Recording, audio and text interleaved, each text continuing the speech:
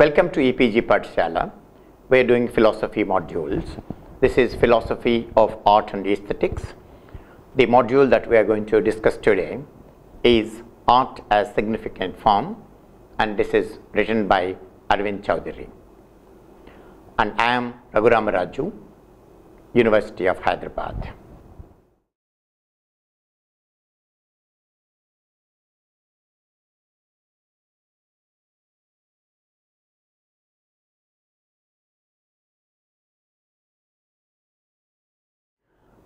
Now, one way to begin this module is to locate it in the broad philosophical contours of the ongoing debate between form and content, permanence and change, particular and universal. You have philosophers arguing that form is more important than content. And then as a reaction to this excessive emphasis on form, you have others who argue that content is also important to the discussion. So there is this ongoing debate in philosophy between these two extremities.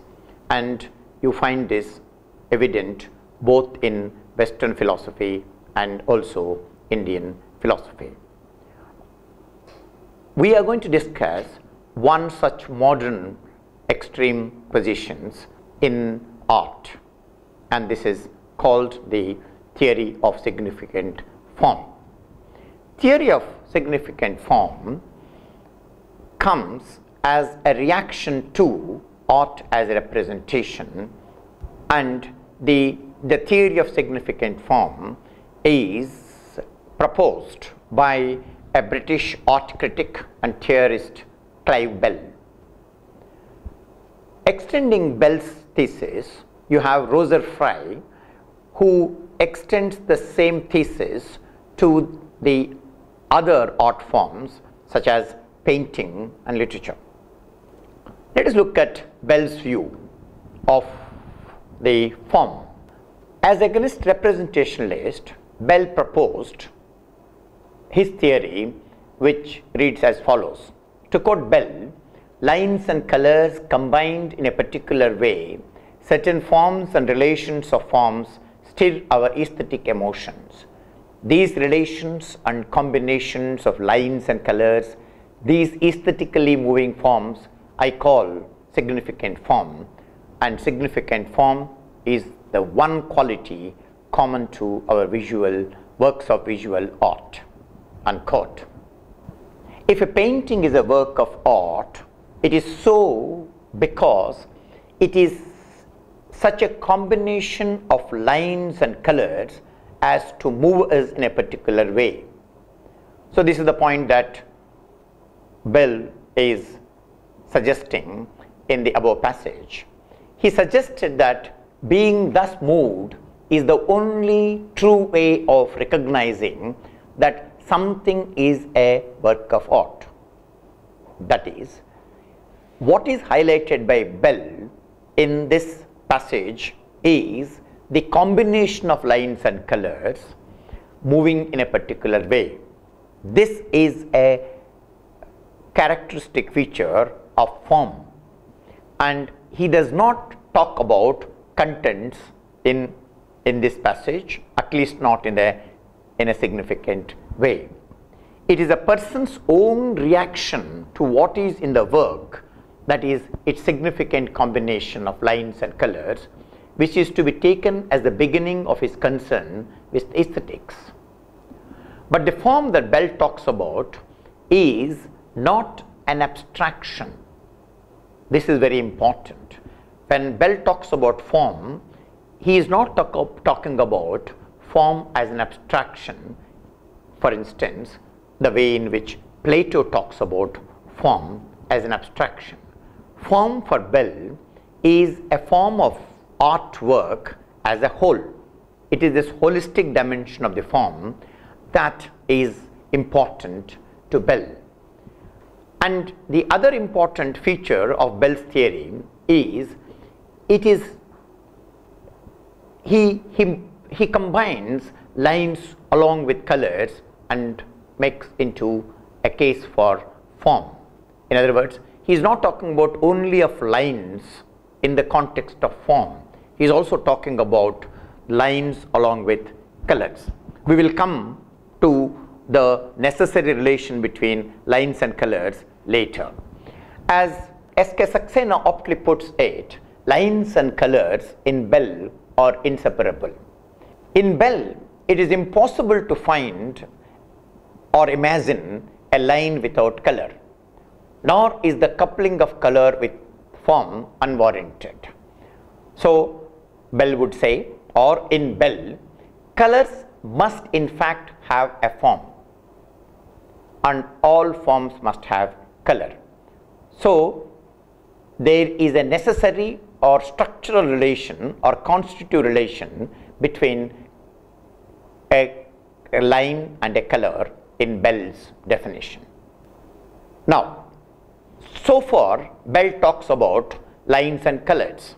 Now, one would ask, while dealing with art, how about what is the place of content?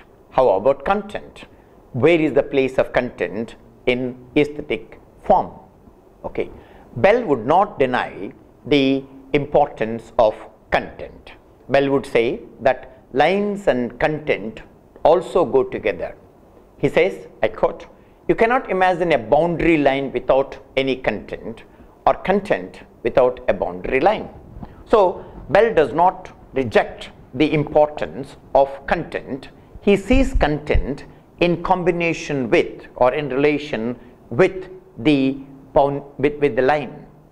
So, the question that comes to our mind, the next stage of understanding Bell's theory is, what is the place of representation in Bell? As I mentioned to you right in the beginning, that Bell's theory comes as a reaction to or a critique of representational theory of art. The question that is asked is, does the value of quite a few paintings also depend on their close proximity to what they are about, or what do they represent? In other words, what is the importance of contents that art seeks to represent or elevate the what is there in reality? Bell's categorical answer would be in the following. He would say, or he says, let no one imagine that representation is bad in itself. Representation for Bell is important. A realistic form, Bell says, may be as significant in its place as part of a design as an abstract. But the problem with representation theory is that if a representation form has a value, it is as a form, that it is representation, art represents, but what it represents is not a representation that is important. What is important is form is important. Okay? So, what is in representation, what is happening is you are not representing an object. Okay? You are representing a form. That is the point that Bell insists in advancing his theory of form. The representative element in a work of art may or may not be harmful. Always it is irrelevant. In other words, representation may be either good or bad, but it is not relevant. For to appreciate a work of art, we need bring out with us nothing from life, no knowledge of its ideas and affairs, nothing but a sense of form and color and a knowledge of three-dimensional space. So, in other words, he does see the importance or place of representation, but he would say that representation is representing the form, not elements from the life or from nature. That is the point that he would insert, despite accepting the importance of contents and representations. As for what is really is to be moved by the combination of lines and colors in a painting, And Bell would argue that art transports us from the world of man's activity to the world of aesthetic exaltation. In other words, there are objects in nature. An artist might represent these objects, but he will not represent these objects as they are, but he would sublate them, he would take them to higher level, represent them in a different way, suiting to his own designs and intentionality, and then what he brings out is the form. That is the point that Bell sticks to. For a moment, Bell argues, we are shut off from human interest, our anticipations and memories are arrested, we are lifted above the stream of life. So in other words, there is a clear demarcation or a clear distance between life world and what is available in the form, or there is a demarcation or a difference between what is there in nature and what is there in art form. So let us now look at another important supporter of Bell's theory, namely Fry. Roser Fry agrees with Bell, but Roser Fry extends the concept of significant form to cover other art forms such as literature. This is evident when he says about tragedy, and I quote, "The essential of Greek tragedy is not the emotional intensity of the events portrayed, but the vivid sense of the inevitability of their unfolding, the significance of the curve of crescendo, a diminuendo, which their sequence describes, together with all the myriad subsidiary evocations which at each point poetic language can bring into, give fullness and density to the whole organic unity." A close look at this passage shows that for Fry, the emotions are not important. What is important are the organic unity. The inevitability that he talks about suggests the interdependency and necessity between the way in which sequence of events that unfold in a tragedy. The represented events for Fry that come later in the play are determined by the ones that precede them, or that they evolve out of the earlier developments. So look at the expression, the curve of crescendo and diminuendo.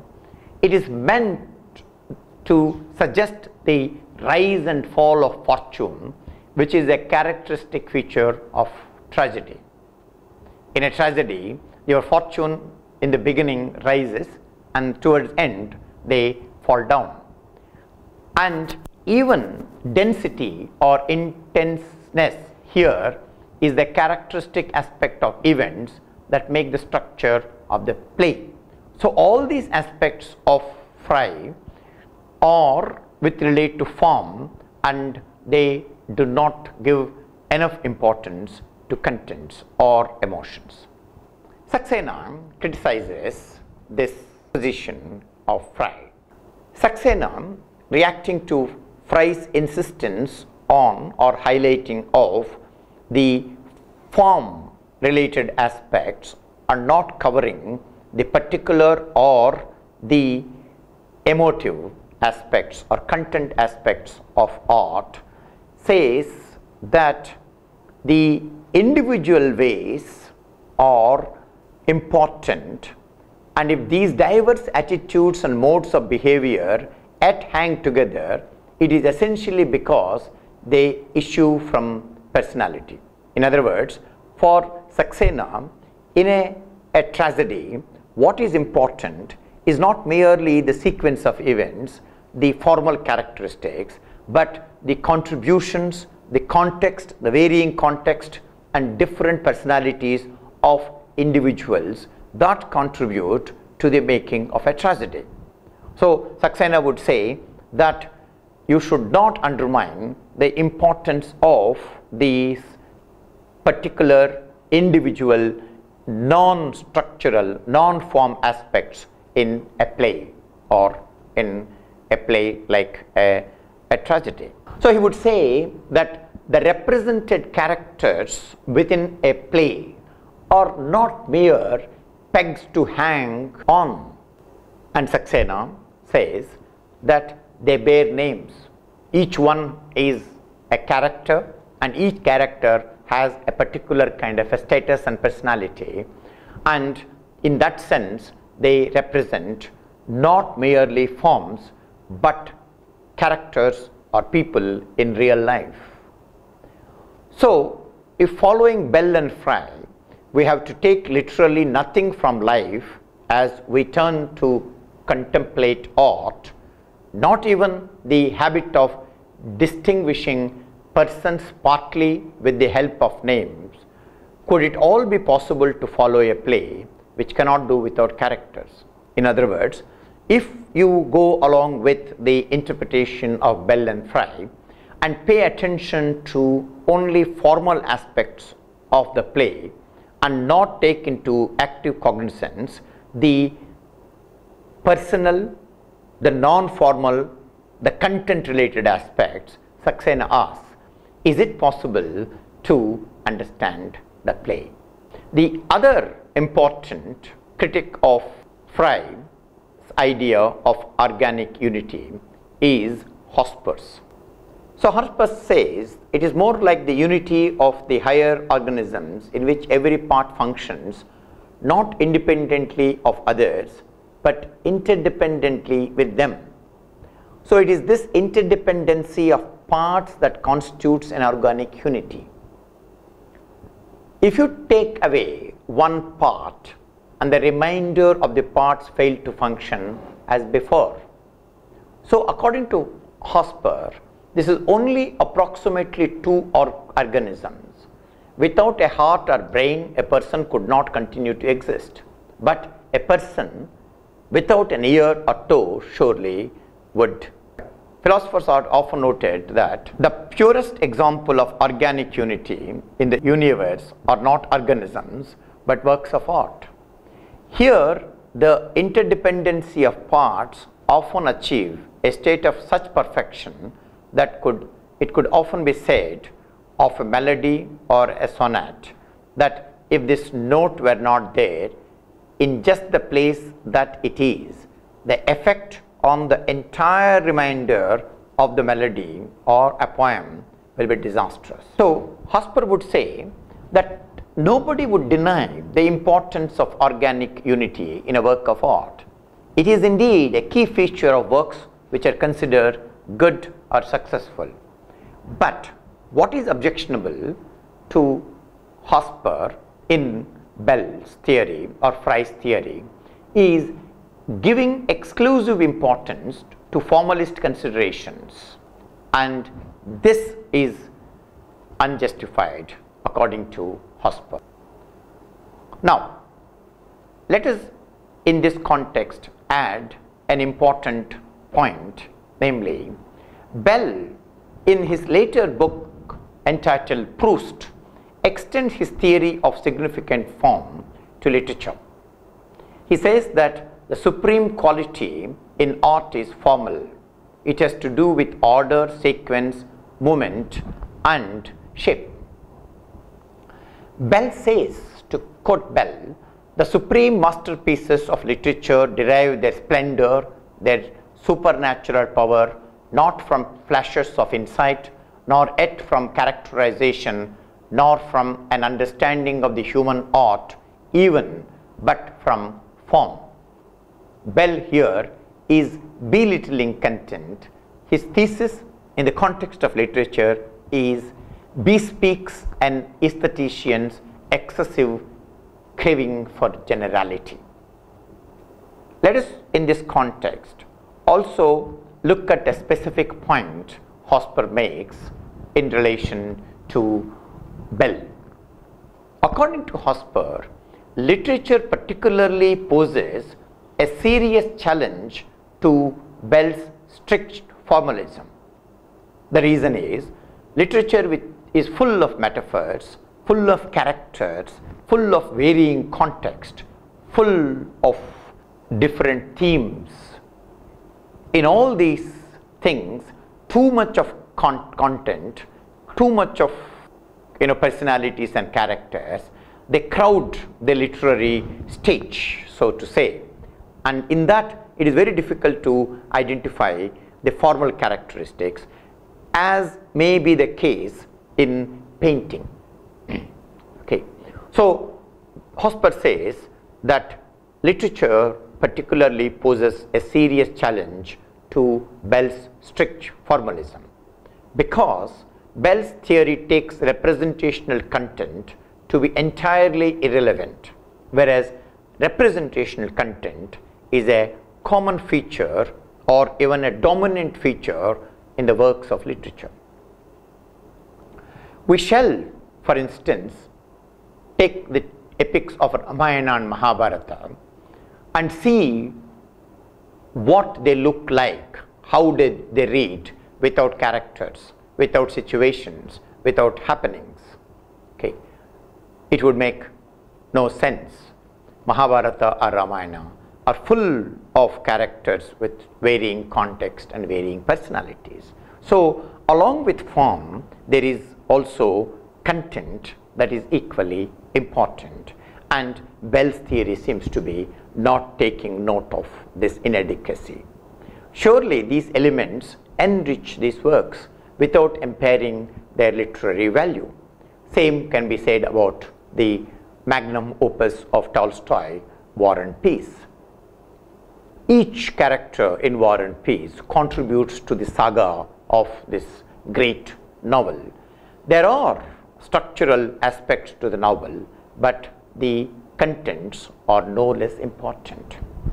The fact is that formalism is just impossible not only in the context of works of literature, but also in the context of all those arts in which words play a part, like in song, opera, drama or cinema. This is clearly explained by Hosper when he says, the medium of literature is words and sentences, and words and sentences are not merely noises, but noises with meanings, and these meanings inevitably have to do with objects, actions, qualities and situations of life. Take away, says Hosper, these and literature could cease to be. Literature does have formal properties, but the appreciation of it can never consist of these formal properties alone, and the reason lies in the very nature of the medium. So it is a role of words to indicate images and meanings and emotions, and these are the stuff of life. Therefore, verbal art is inevitably humanistic and not merely formalistic. Susan Langer is an important critic of Bell's theory. She is not happy with the phrase significant form, as the form in question does not signify or convey anything. She says it does not stand for anything outside itself. She explains it systematically. She says, first of all, it is a visible individual form produced by the interaction of various elements, a whole formed object.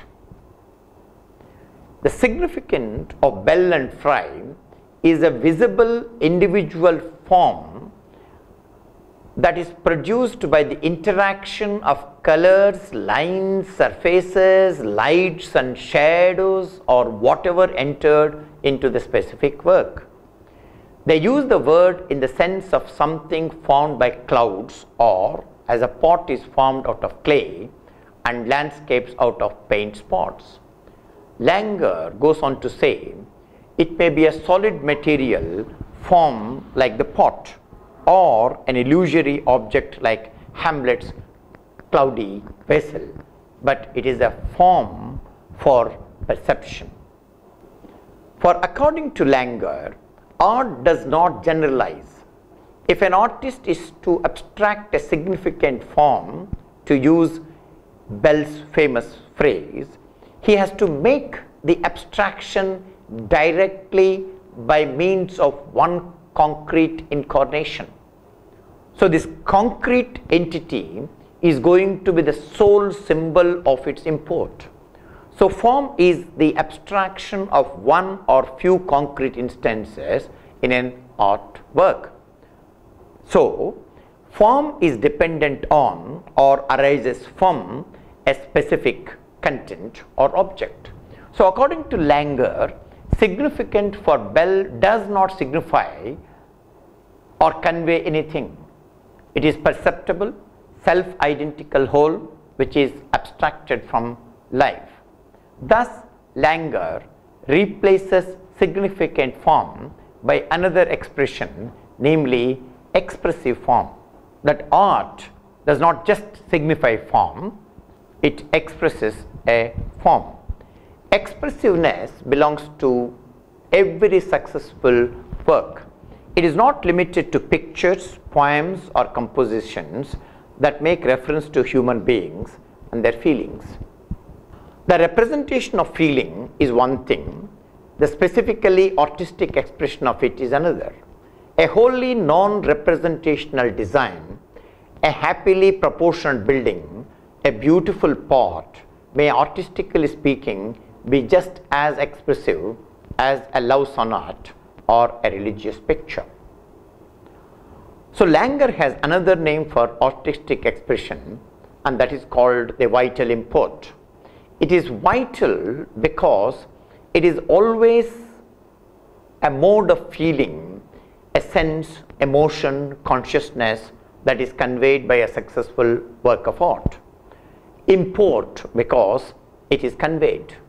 Vital import for Langer is the element of felt life objectified in the work made amenable to our understanding. The another important view that extends Langer is by Sleigh. Sleigh too has a similar view of a significant form. It is a name for the quality common to all visual act, roughly unified organization with vitality of regional quality. This view lends support to Langer's view of the emotive content of significant form. Both highlight the limitations of Bell's theory, as it is admittedly confined to visual art, whereas Langer is proposing a comprehensive theory in the context of various arts, including poetry. With Langer, the formalism takes a U-turn and returns to the non-formal aspects such as emotive expressions in expressive form. So let us look at the theory that we have discussed so far. To review the discussion, Bell did seem to anticipate some of the charges of his later critics when he ascertained that the distinction between form and color is not real, as one cannot conceive colorless line or formless color. While it is indeed impossible to imagine a line without color, but when we merely think of form, say, as a unity of diverse elements, we just omit color. Taken as such, the form-color distinction is by no means unreal. That is, it is indeed possible to have an idea of form in an abstract way without a color. That is, while it may be impossible to separate form from color, however, it may not be impossible to distinguish form from color. In other words, there is a subtle but substantial distinction between separation and distinguishing.